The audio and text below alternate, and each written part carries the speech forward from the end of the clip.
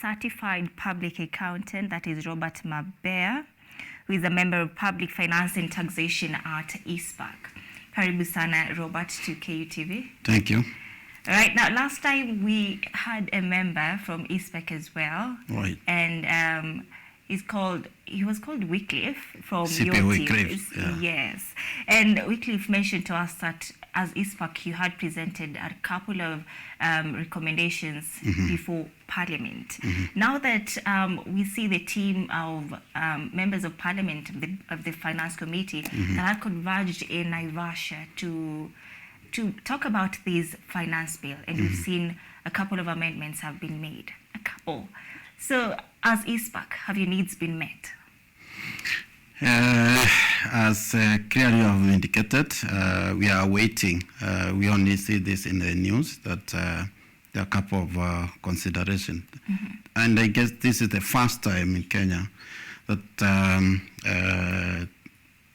the Parliamentary Committee in charge of finance and budgeting has received over 1,000 proposals from the public. That tells you, unlike previous years, hardly they used to receive anything more than 100 proposals. So that tells you that it's high time. Kenyans have said we want to understand what is happening. Besides that, straight to your question, is whether our expectations have been met or not. A little bit, yes, but we are waiting to see what the committee will give out, as they have clearly indicated, awaiting confirmation that especially the housing levy, there's a proposal that to be reduced from 3% to 1.5%, and that is going to be paid by the employee, not the employer. So that a little bit, it eases the costs on the employer side. There are also other expectations that we are also looking forward for consideration, especially on petroleum products, by virtue of increasing the VAT from 8% to 16%. We are hoping that they will be able to maintain it, at least to ensure that the mama mbogas and everybody, the border guys, will be able to survive, because we live in hard times. As much as we are working on the recovery from COVID, we hope they will be able to consider and probably postpone the proposal maybe another 12 months also. All right, now speaking about these petroleum products, right. These considerations have been made yesterday, and the 16% VAT on petroleum products have been upheld. Yes. Do you think there's still room to have them change that, now that they've changed? The digital content creators are now, the 15% have been reduced to 5%. And now the housing levy 3% to 1.5%. There are also waivers on agricultural products, motorcycles, but these 16% VAT on petroleum products have been upheld. Do you think there's room? There's still room, and I guess this rests to the parliamentarians in Parliament who will also move, because this is still a bill until it is passed by voting, and the voting is going to be done per proposal, not the entire bill. One vote is by proposal. I guess the parliamentarians have the right time, once it is going to be presented next week, not this week, they will be able to do the voting and probably make recommendations or revert back again to the committee for consideration. There's still room for change. All right, now, Steve, let's come back to the 3% housing levy. Right. It being reduced from 3% to 1.5%. Is this going to be really of significance? It is. If you check, especially from the employer side, having that recently we had an increase on NHIF, NSSF in terms of contribution from the employer side, and this is going to be reduced if at all they are going to implement the 3%. Now it is now 1.5%, and this is going to be borne by the employee, not the employer. And in any case, the housing is for the benefit of the employee, not the employer. So in a way, it relieves the employer from cash flow constraints as much as the cost of production, especially the manufacturers and everybody. It's going to be a hard time. All right, but is it really going to meet the government's target to create affordable houses for Kenyans? And as the government says, this housing levy is meant to create job opportunities for Kenyans. It being reduced to 1.5%, are they really going to meet this target? From my end, the housing project is not a one-term project that is going to be implemented within 5 years. It's a long-term project that will last for as many as you may live, or this country will be living. So the issue at hand is that the government needs to come up with a budget that will be able to interrogate it, to confirm whether, in terms of target, if they are probably planning to build like 5,000 units per year, and then we will interrogate in terms of costing. And if it's a low cost value, yes, they may also opt to invite more investors on the same and give tax relief on the same so that they are able to achieve their targets. But with the reduction, I'm not very sure whether they will be able to achieve their targets, because there is a lot of logistics involved in terms of building these raw housing units. Yeah. But what about these Kenyans and leaders who want this housing levy to be made voluntary? When you look at it keenly, it's more of a technical. Yes, we have absolute percentage of the population that lives in slums, for example, who have no house, what we can classify as a house, with the basic necessities on the same. They need help from the government. They need to have better housing as such, like any other Kenyans, which is enshrined in the Constitution as a right on the same. The challenge is that when you compare everybody, like for example, if for instance you have a house currently, maybe you are servicing a mortgage, why should again the government ask you to contribute again for another house? In any case, you are straining, for example, to service the mortgage. So that is more of appears like a double taxation, or it will affect your cash flow on the same. So if the government can consider having it voluntary, and also consider the age, somebody who is retiring the next 5 years, why should he be contributing to housing levy in any case? Also, from our end, propose that if they will consider maybe starting off afresh as a project, anybody who is an employee below 25 years, you will be able to realize the benefit of the intended housing project. All right, I guess as the government puts it, we will be able to see this in the next 7 years, which they also say that if somebody doesn't rent a house, they will get back their savings. I don't know how possible that will be. I guess if you check the proposals, is that part of the bill, content of the bill is that it has been deferred like for 1 year to 2024 for implementation purposes. And the only objective is to ensure there is clear guidelines on what happens to those savings, if there is any interest and how much, and what will happen to that interest in terms of withdrawal. Are you supposed to withdraw including your employer contribution, or you surrender to the government? So we're looking forward to getting more clarity from the government in terms of guidelines on the management of it, and even set up a body that will be in charge of that project on the same. So that's why they have given out a span of like another 1 year to reconsider for implementation. All those issues will be addressed. Yeah. All right, now let me bring you back. As the Institute for Certified Public Accountants in Kenya, that is ICPAK, right. What is your role from you in this finance bill? How do you chip in? As the Institute, especially as a Committee for Public Finance and Taxation, our main role is to advise the government. For example, we look at the proposal to the government and do the public assessment, how they are going to affect the taxpayers, especially in terms of registration. And we make recommendation what we feel should be the right thing to be done with respect that the government needs to generate revenue for its survival. So we always provide proposals to Treasury for consideration on the same. Yeah. for this Finance Bill 2023, are there a couple of recommendations or amendments that you would want to be made done apart from the ones that have already been made? Yes, like for instance, one, the issue of the VAT is still a contentious issue. We propose that if still there is room, they can consider retaining the 8% as we allow the economy to keep on growing or keep on improving. Maybe another 1 year, and then we start implementing in phases as well.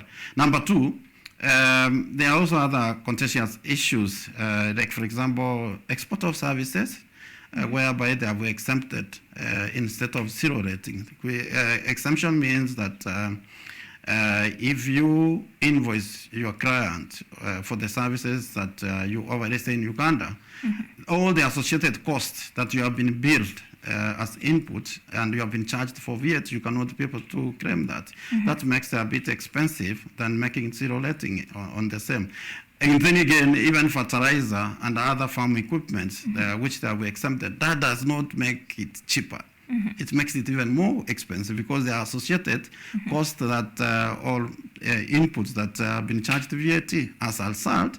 That does not make that product being cheaper. The best thing they could have done is to zero rate them, just to ensure that the end cost that you incur as an input for production of the same, or they say the maize and all this farming, this transport, which has the VAT, the taxpayer is able to claim back the VAT content. That will make the price to come down.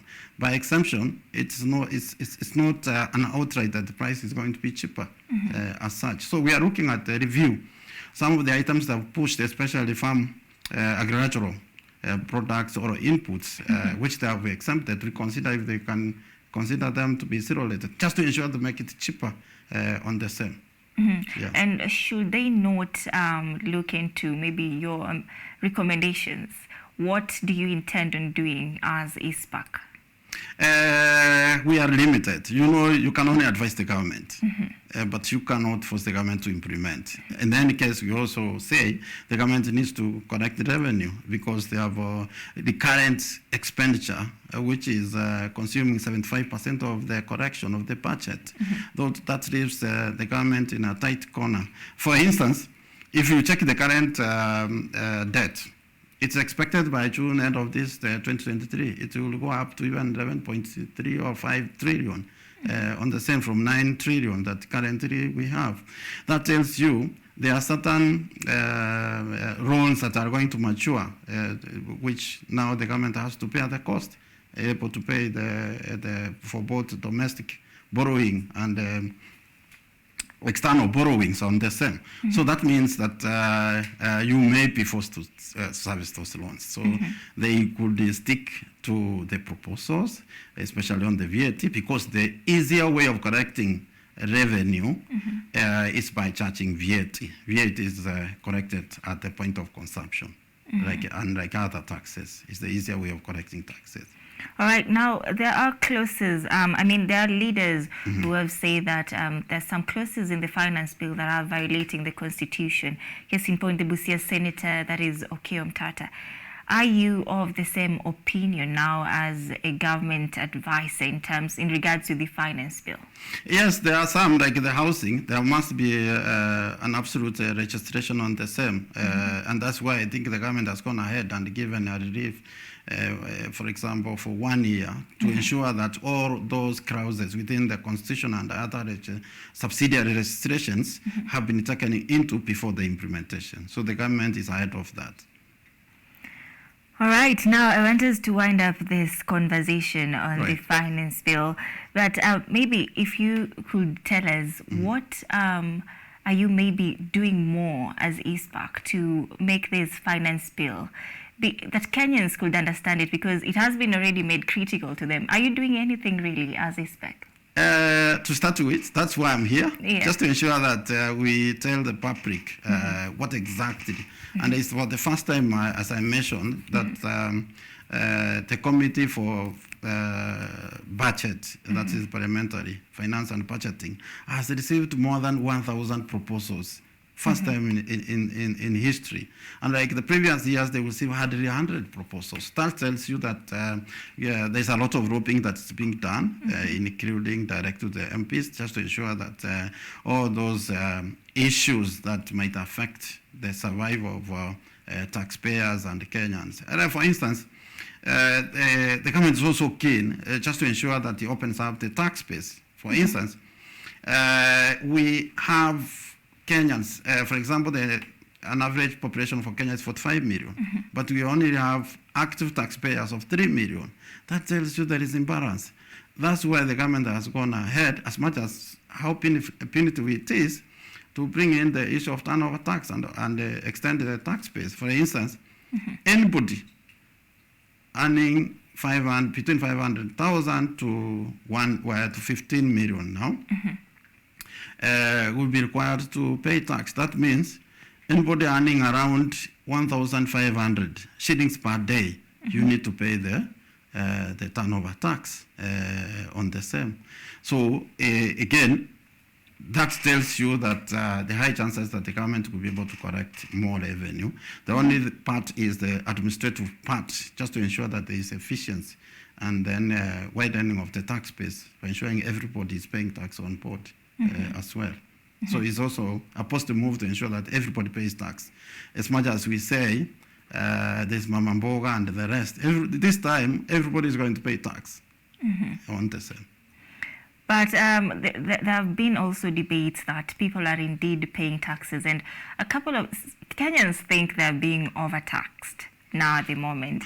Are they really? Is there hope for that the mwananchi now in mashinani right now? Yes, with all this taxation, the Kenyans think they're being overtaxed right now. Is there hope, really? I think to start with, how that confidence can be created before tax is not bad, for instance. It's a good thing, and especially when we are talking about public utilities. If we can have affordable services, like healthy services, you walk into Kenyatta Hospital, you walk into the district hospital, sub-district hospital, and you have the medicine without paying a penny by virtue of the fact that you are NHIF registered, or there are free services. There is road network to ensure there is movement of goods and services across the country and by export. No, I don't think whether there's anybody who will complain about taxes. The only problem we have in Kenya is a situation whereby in a news bulletin, like 9 today, there has been a scandal of 15 billion. 10 billion, somebody has disappeared with it. And then with the shortest time, somebody is arrested, and after like 6 months, it's abandoned.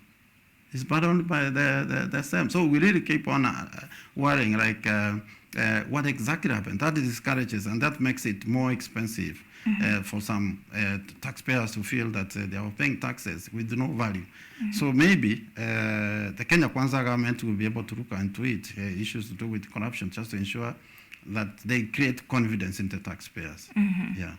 Now, with this, when the legislatures, the members of parliament, decide to engage public, that is public participation on this finance bill, do you really think that the opinions that Kenyans are giving them in regards to this finance bill really matter? Are they really going to put it into consideration? It matters a lot, but at the end of the day, at parliament, the only option is voting. So if there's any lobbying that to be done, it has to be done within parliament, just to ensure that they vote per proposal. And then the contentious issues or proposals, they are reverted back to the committee for consideration with fresh proposals on what can be done better than what they have proposed. Yeah. All right, Robert, now we are winding up, and that is your camera, as I told you earlier. Yes. I want you to tell us something about just this finance bill as we wind up, your parting shot on the finance bill. I want to tell Kenyans that not everything in the finance bill that is wrong. There are also other good proposals that have come in, especially as taxpayers. And as a tax expert, there is a relief if, for instance, you have tax arrears, there is an element of penalties and interest, you're going to get a waiver if so long as that is paid within as proposed.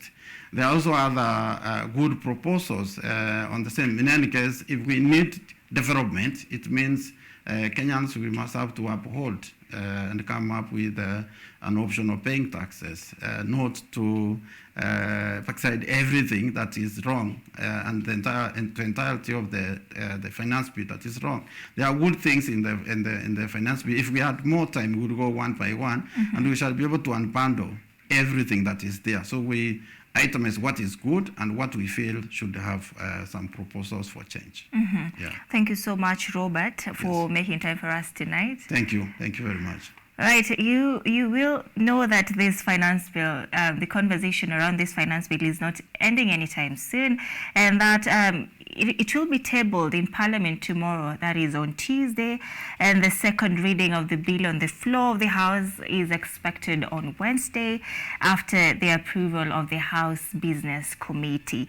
And we will still be continuing the conversation on the finance bill. We want to break it down for you as our viewer and to let you know what is in your best interest in regards to this finance bill.